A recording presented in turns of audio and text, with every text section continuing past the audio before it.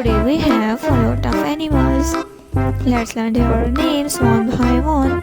The first one is a duck. D is for duck. This is a duck. C is for cow. This is a cow. A cow.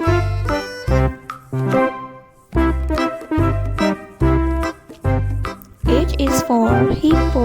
This is hippopotamus. Hippo.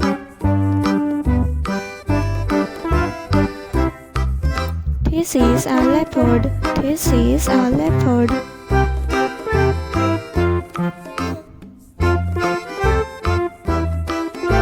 A leopard.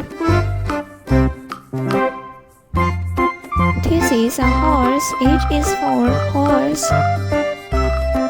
This is a horse.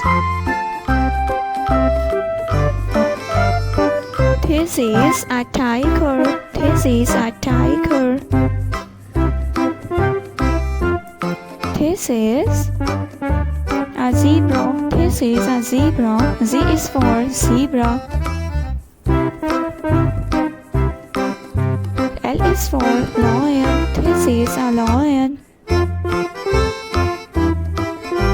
This is a giraffe. This is a giraffe.